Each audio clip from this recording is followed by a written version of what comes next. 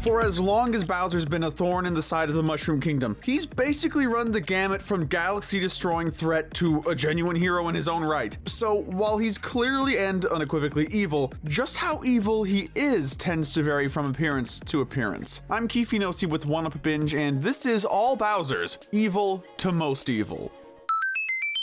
But first, let's set up a few ground rules. We'll be categorizing the bulk of his appearances into broad groups. We will include distinct and noteworthy alternate forms, and we will not be including forms which serve only as in-battle transformations. With that out of the way, let's get started with our ranking. As usual, we'll start with our least bad Bowser and work our way to the vilest villain in the Mushroom Kingdom. For our least bad Bowser, we're giving the title to Doug Bowser. As the fourth president of Nintendo of America, Doug Bowser has... what's that? Wrong Bowser? What is this, E3 2019? I miss E3. Anyway, let's get back on track then. For the actual Bowser's least bad incarnation, we're going with his appearance in the various spin-off games of the Mario world. To summarize his involvement in these games, Bowser is a mild annoyance characterized by petty jealousy and minor inconvenience, and those are in his worst moments. Whether it be driving a cart or hitting the back nine, these games often don't offer enough depth of story for any character to really be evil. Even in the ones that do have a story mode where Bowser is subjectively the villain, his motivations generally boil down to wanting to be better at whatever the activity the others are engaged in, or simply wanting to be a part of the action himself. If anything, these games actually serve to show Bowser's good side. Not only are they concrete proof that he is capable of being civil towards Mario and his friends, but they also highlight some of Bowser's more positive relationships. And beyond that, these games show that he also has a positive relationship with his other minions too, having good chemistry with even the lowest members of the Koopa Troop. This isn't always the case, since interaction between other characters isn't even a guarantee in all these games, but where it is relevant, it becomes clear that Bowser's minions follow him for good reason.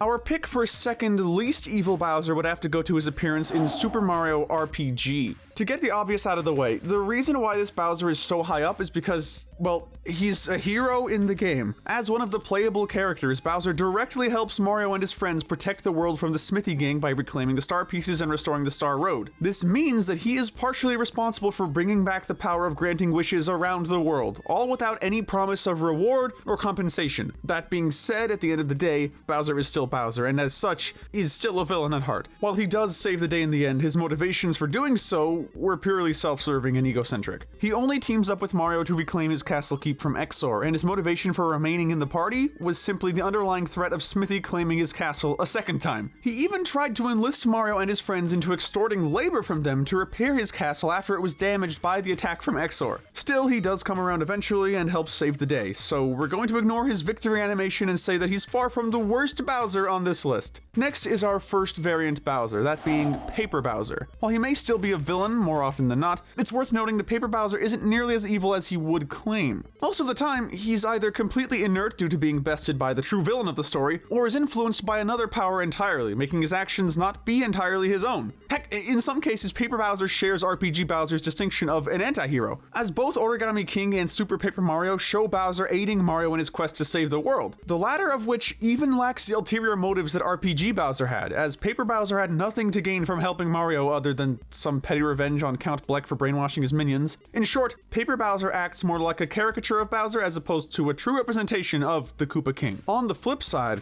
no pun intended, Paper Bowser marks the first instance of a Bowser that serves as a genuine threat as the main antagonist. While Sticker Star and Color Splash can be argued as him being possessed, the latter especially, as we'll have to come back to that one later, his appearances in the original Paper Mario and the Mario and Luigi crossover have no such excuse. The former simply shows Bowser up to his usual tactics of kidnapping Peach with the added flavor of using the Star Rod to grant his wishes for more power. However, the latter is truly dark, as he teams up with his flesh and blood counterpart in order to basically commit mass genocide by destroying the entire Paper Mario world, with the Mario Bros, paper or otherwise, trapped within it. They also try to destroy each other in the same way, but that's beside the point. Regardless, while this doesn't completely discount his more heroic appearances, this is still one of his darker individual appearances, so we have to rank him slightly lower because of it. On that note, the next Bowser we have to discuss is his Mario and Luigi series incarnation. We've already discussed his short-lived partnership with his paper counterpart, but even ignoring that instance, Mario and Luigi Bowser still shares a lot of similarities with him. Like Paper Bowser, he has a few instances in the Mario and Luigi series where he's genuinely heroic, serving as a secondary protagonist fighting to protect the world. Bowser's inside story is the obvious example, though we also can't ignore his brief tenure as an ally at the start of Superstar Saga either. In either case, he clearly demonstrates that he isn't above swallowing his pride if it means taking care of a threat greater than himself, even if he's going to gripe about it the whole way. The main reason why we have to rank Mario and Luigi Bowser below his two-dimensional counterpart is, pardon our second pun,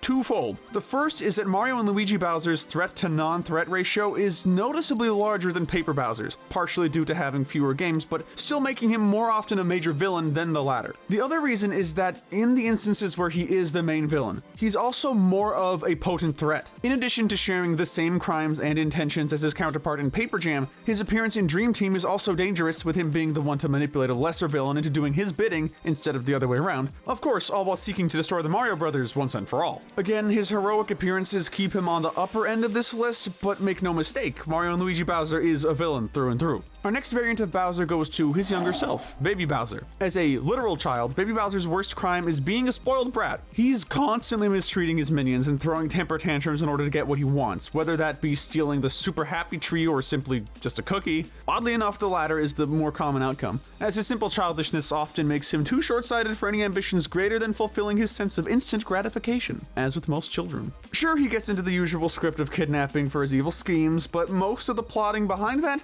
is done by Kamek rather than Baby Bowser himself. That being said, we have to rank him lower on this list since, unlike the other Bowsers we've covered, Baby Bowser doesn't have any redeeming features. He does have a very brief stint in Yoshi's Island DS where he teams up with the Yoshis, but not only does that last only about 10% of the game, but then he immediately betrays them in the end, rendering this whole point moot. I don't know why I even brought this up. Aside from that, the closest Baby Bowser gets to a positive role is in Partners in Time, where he's an antagonist, but is kept in the background enough that he's barely considered a threat. I guess that counts. Every other appearance he's had, he's been either the main antagonist or at least a primary one, so while the severity of his evil is relatively tame, the consistency of it is enough to keep him from placing any higher. Next on our list, we have the Bowser from the Super Smash Bros. Series. For the most part, Smash Bowser is similar in concept to his appearances in the other spin-off games. Gameplay-wise, Smash Bros. Is a bit of a moral equalizer, as everyone from Animal Crossing's Isabelle to Final Fantasy Sephiroth goes in with the same goal: beat everyone else up before getting beat up. Additionally, it should be noted that all characters in the Smash universe, Bowser included, are merely trophies representing their respective characters, so there is no out-of-universe motivation for any villain to try anything beyond that. In-universe, however, Bowser still manages to find a way to be as much of a villain as he can. Every single adventure mode storyline since his introduction in Melee has featured Bowser, either as himself or his Giga Bowser form, as a major antagonist in some capacity, if not as the final boss. The most excusable instance is the World of Light storyline, where Bowser's just as much of a victim as any other fighter. But even then, he poses more of a threat due to having both a standard fighter battle and being a giant boss in his Giga Bowser form. And then there's the Subspace Emissary, where Bowser proves to be the most immediate threat in the entire Subspace Army. He doesn't even have the excuse of being under anyone's control either, as he only comes around to the good side after Ganondorf's betrayal and Taboo's presence as the true villain of the story.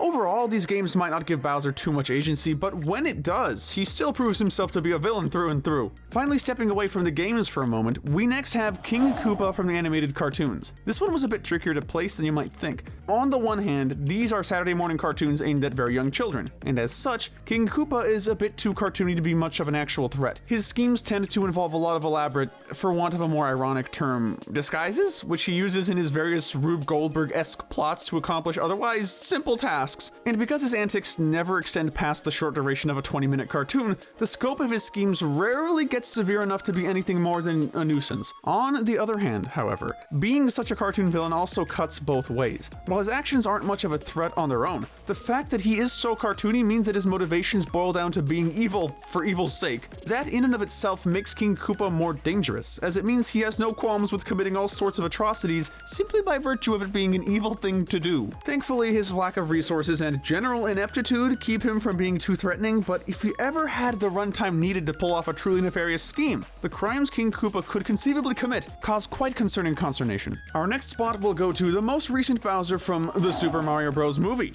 Like with Paper Bowser, the film version comes off as more of a caricature of Bowser than an accurate adaptation. His obsession with Princess Peach gets ramped up to 11 in the film, with the bulk of his screen time being devoted to cheesy rom-com skits of him working up the nerve to ask her out. He even goes as far as to write the least effective piano ballad in her honor, making it simultaneously one of the best and worst songs ever put to film. All this put together makes it extremely hard to actually take him seriously as a villain. That said, we also have to acknowledge that Film Bowser has the single most evil act on this entire list under his belt. After forcing Peach to marry him, he decides to have all his prisoners executed during the ceremony for, I don't know, absolutely no reason. This includes not only Luigi, but all the penguins and Kongs he's captured as well. Bowser's done a lot of evil things over the years. Mass genocide on a whim is so far ahead of them in terms of evilness that it's almost comical. Still, when contrasted with the rest of his character, it's not enough to place him any lower than this. Maybe when the obviously inevitable sequel comes around, we might see him placing differently depending on how he acts there. From one film to another, next we're going to look at President Koopa from the 1993 Super Mario Bros. Live-action movie. To be absolutely clear, this isn't actually Bowser, per se, but given the name, role, and reptilian nature, we decided it's close enough to count. Besides, we had to watch this garbage to make sure, so don't let our efforts be for nothing. Please, this movie is so bad. Similarly to King Koopa, he takes pride in being evil, simply for the sake of being evil, but unlike his cartoonish counterpart, President Koopa is anything but. He's heartless, conniving, manipulative, relentless, leeches whatever he can get out of everyone around him, and casts them aside when they wear out their usefulness. Insert lawyer joke. On top of that, his evil knows no bounds either, as he seeks to conquer Earth in addition to Dino Hat, and even if it means destroying an entire dimension to do so. However, we can't rank President Koopa too low since, if nothing else, he at least has good intentions. Part of the reason he wants to take over Earth is because his people are suffering from a lack of resources due to his world being reduced to a barren wasteland, and he wants to ensure the survival of his species. Having at least a notably noble motivation for his crimes is enough to place President Koopa above the rest of this list, since there's no such excuse for any of the other Bowsers. Still, the ends definitely do not justify the means, since, again, he's willing to sacrifice an entire dimension to save his species, so we're going to agree with him in saying that he is one evil egg-sucking son of a snake.